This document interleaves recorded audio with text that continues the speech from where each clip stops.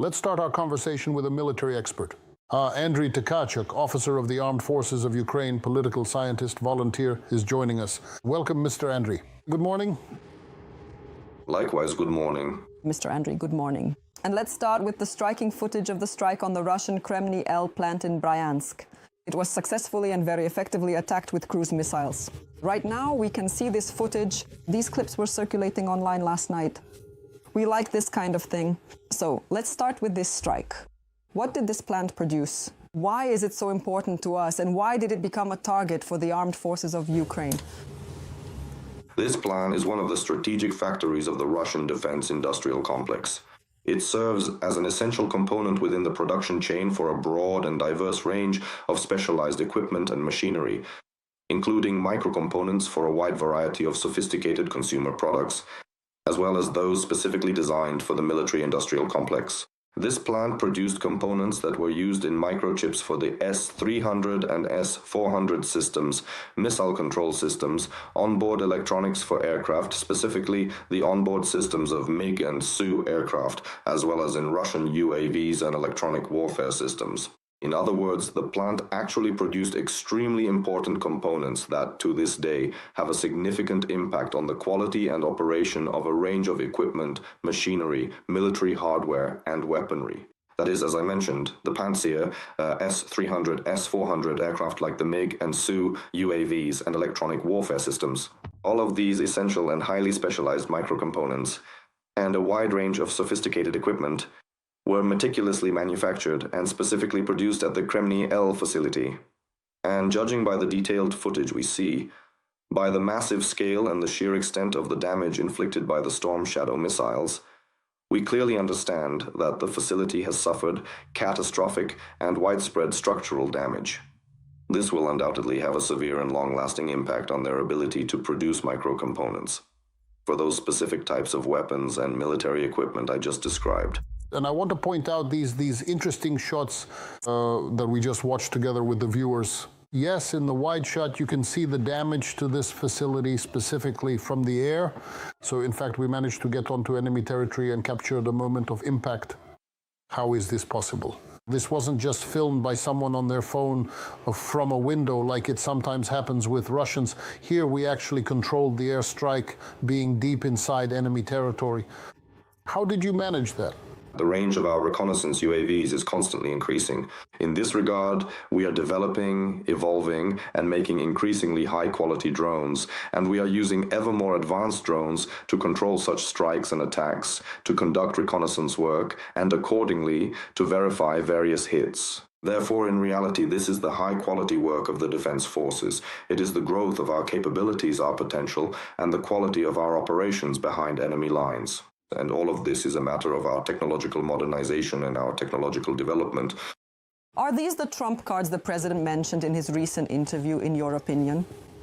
One of them, because in reality, reconnaissance equipment, reconnaissance aerial vehicles are an important element in planning any operation. That is, we understand this. The greater the depth of our vision, the better we can plan an operation. Obviously, the effective work of such drones helps in carrying out good and significant operations behind enemy lines.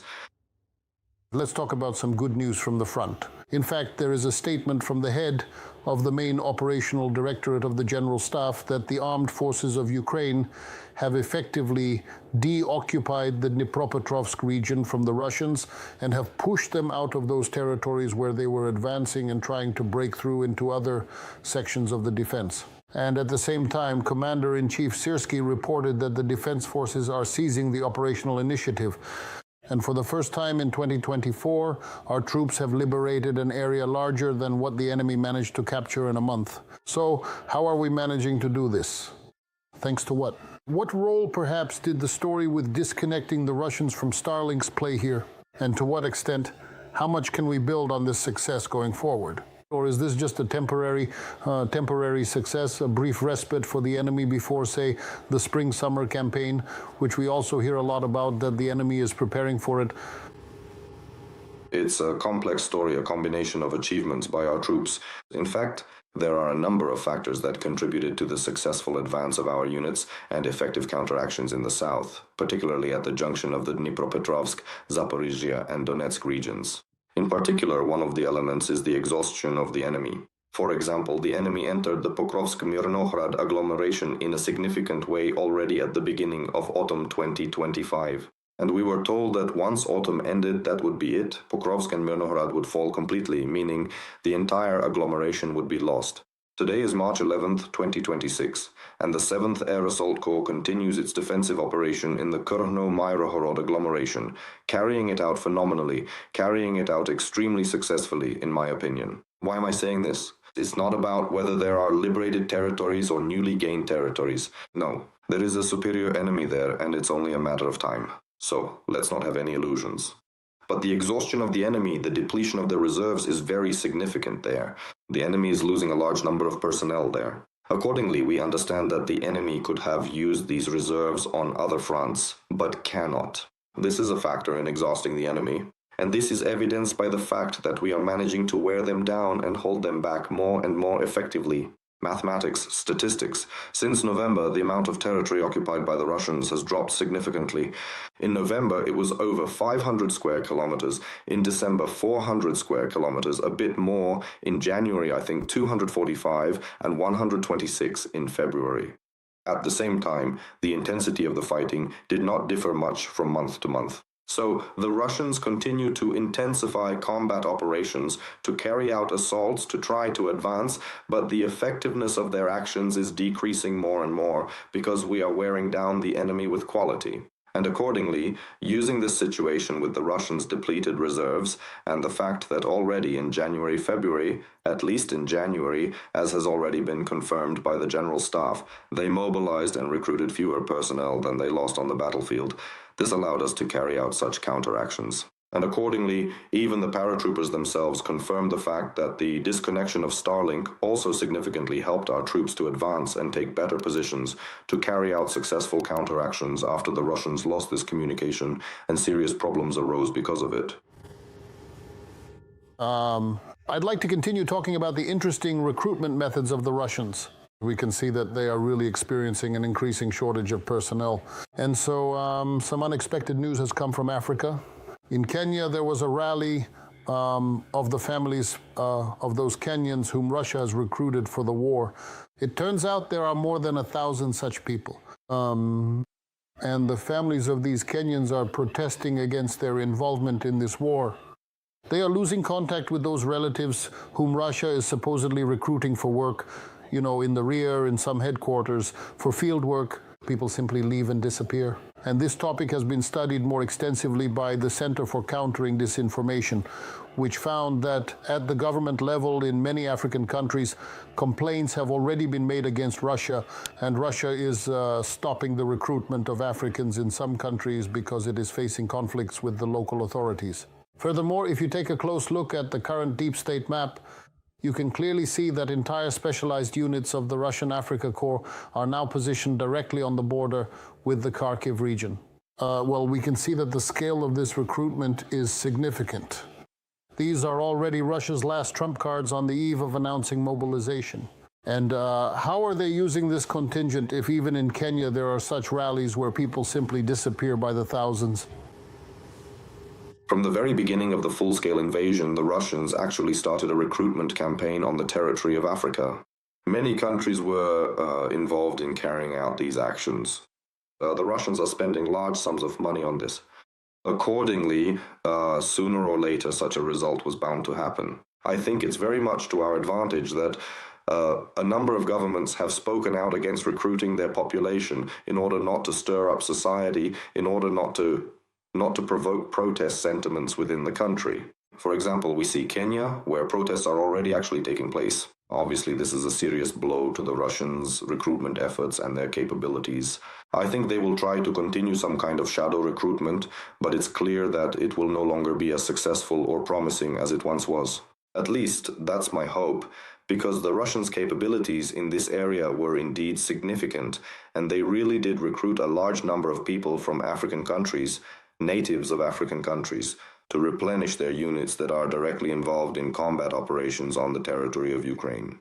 And it's obvious that they are considering they have the possibility to carry out mobilization in one form or another on the territory of Russia, but they are clearly afraid of it because this would already give rise to protest sentiments and further provoke various processes directly within their own country.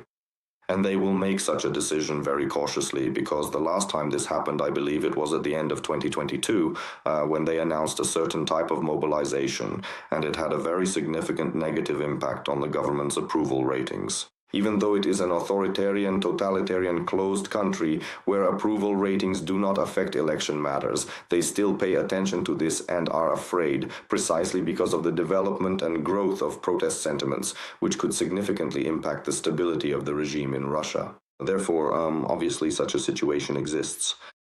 The possibility of mobilization was also discussed at the highest level by the deputy head of the office of the president, General Pavlo Palisa. He mentioned that the Russians are considering such an option. Therefore, obviously, it is negative for us in a situational context because the Russians will be able to replenish their personnel. But in a strategic context, since this could seriously undermine the regime's stability, it is a good card.